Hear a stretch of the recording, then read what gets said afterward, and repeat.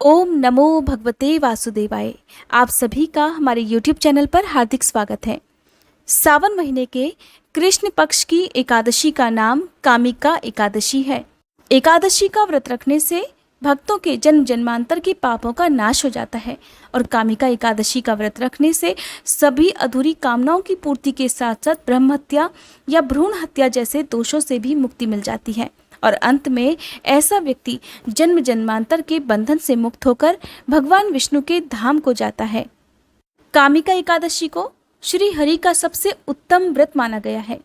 इस एकादशी की कथा भगवान श्री कृष्ण ने धर्मराज युधिष्ठिर को सुनाई थी। इससे पहले राजा दिलीप को वशिष्ठ मुनि ने सुनाई थी, जिसे सुनकर उन्हें पापों से मुक्ति और अंत में मोक्ष की प्राप्ति हुई थी। धर्मराज युधिष्ठिर भगवान श्री कृष्ण से कहने लगे कि हे भगवान, मैं आपको कोटि कोटि प्रणाम करता हूँ। मैंने आपके श्रीमुख से आषाढ़ मास के शुक्ल पक्ष में आने वाली देवशयनी एकादशी का महात्म्य सुना। हे मधुसूदन, अब कृपया मुझे श्रावण मास के कृष्ण पक्ष में आने वाली एकादशी के बारे में भी बताइए। धर्मराज की ये बात सुनकर मनोहर मुस्कान वाले भगवान श्री कृष्ण कहने लगे, हे धर्मराज, जो प्रश्न अभी अभी तुमने किया है वही प्रश्न लेकर परम शुद्ध भक्त देवर्षि नारद एक बार सृष्टि के रचयिता श्री ब्रह्मा जी के पास गए थे। उस समय उन दोनों के बीच में जो वार्तालाप हुआ उसी को मैं तुम्हें सुनाता हूँ, ध्यान पूर्वक सुनो। ऐसा कहकर भगवान श्री कृष्ण ने कथा कहना आरंभ कर दिया।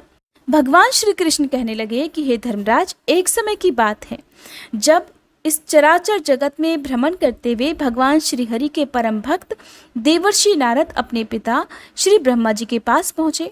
आप तो जानते ही हैं कि नारद मुनि सदा विचरण करते रहते हैं। वे एक स्थान पर कभी नहीं ठहरते और उनके मन में सदैव कोई ना कोई जिज्ञासा और लोकहित के लिए कोई ना कोई प्रश्न होता है। हाँ, ये बात भी परम सत्य है कि उनका प्रश्न सदैव मनुष्यों के हित के लिए ही होता है। तो ऐसा ही एक प्रश्न उन्होंने श्री ब्रह्मा जी से पूछा। कहने लगे, हे कमलासन, हे परमपिता, पवित्र श्रावण मास के कृष्ण पक्ष में कौन सी एकादशी आती है? उसकी पूजा विधि क्या है? इस दिन किसकी आराधना करनी चाहिए और इस व्रत से क्या लाभ होता है? कृपया मुझे बताइए। नारद मुनि की बातों को सुनकर, उनका प्रश्न सुनकर श्री ब्रह्मा जी कहने लगे, हे नारद, लोक कल्याण के लिए जो तुमने मुझसे प्रश्न पूछा है, अब उसका उत्तर भी सुनो। श्रावण मास के कृष्ण पक्ष में आने वाली परम कल्याणी एकादशी को कामिका एकादशी कहा जाता है और ये एकादशी इतनी पावन, इतनी पवित्र होती है कि उसके स्मरण और श्रवण मात्र से ही वेदों में वर्णित वाजपेय यज्ञ करने का फल प्राप्त हो जाता है। जो मनुष्य इस एकादशी के दिन चतुर्भुज रूप में शंख, चक्र, गदा और पद्म धारण किए हुए भगवान श्री हरि की पूजा करता है, उसे हर प्रकार के पुण्य फल की प्राप्ति होती है। भगवान को इस दिन श्री हरि का पूजन करने से जो लाभ प्राप्त होता है, वही लाभ उसे गंगा, नैमिषारण्य और पुष्कर क्षेत्र में भी प्राप्त नहीं हो पाता।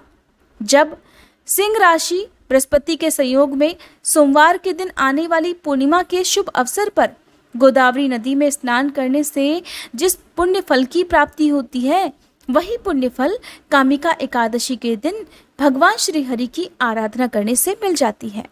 इतना ही नहीं, हिमालय में केदारनाथ का दर्शन करने से, सूर्य ग्रहण के समय कुरुक्षेत्र में स्नान करके दान करने से, समुद्रों और जंगलों सहित संपूर्ण पृथ्वी का दान देने से और गंडकी नदी में स्नान करने से जिस पुण्य की प्राप्ति होती है, वो सारा पुण्य फल इस कामिका एकादशी का श्रद्धा और नियम पूर्वक पालन करने से प्राप्त हो जाती है। जो व्यक्ति इस मंगलमय एकादशी का पालन करता है, उसकी पूजा स्वयं देवता, गंधर्व और नागलोक के वासी किया करते हैं।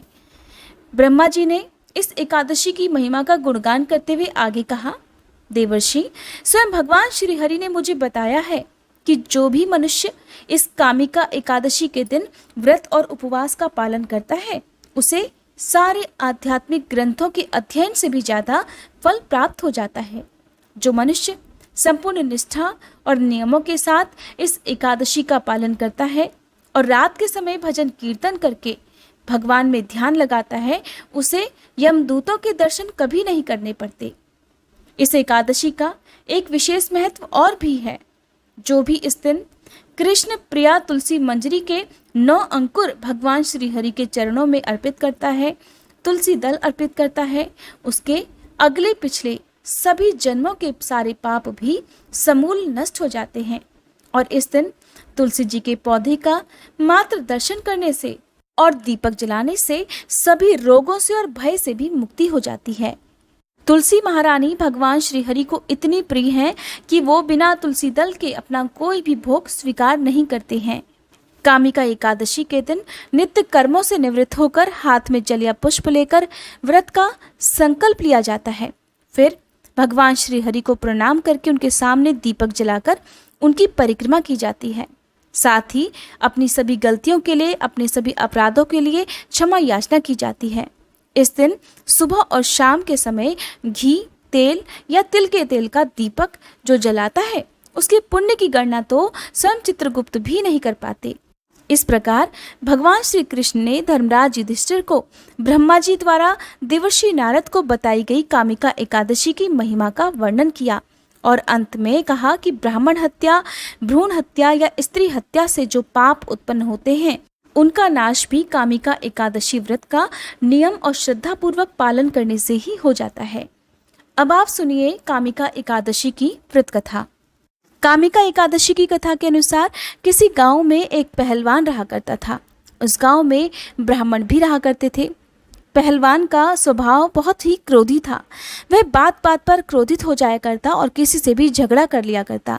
एक दिन की बात है, गांव में ही एक ब्राह्मण से उसकी बहस हो गई। बहस इतनी बढ़ गई कि उन दोनों के बीच में हाथापाई होने लगी और इसी हाथापाई के बीच पहलवान के हाथों से ब्राह्मण की हत्या हो गई। अपने हाथों से मारे गए ब्राह्मण की क्रिया उस पहलवान ने करनी चाहिए, लेकिन पंडितों ने उसे क्रियाकर्म में सम्मिलित होने से मना कर दिया।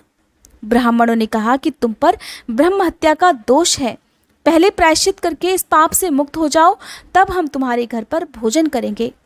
तब वह पहलवान पूछने लगा कि हे महाराज, इस पाप से मुक्त होने के क्या उपाय हैं? तब ब्राह्मणों ने उसे बताया कि श्रावण मास के कृष्ण पक्ष की एकादशी को भक्तिभाव से भगवान श्री हरि का व्रत और पूजन कर, ब्राह्मणों को भोजन कराकर, दक्षिणा देकर उनसे आशीर्वाद प्राप्त करने के बाद ही तुम्हें इस पाप से मुक्ति मिल पाएगी।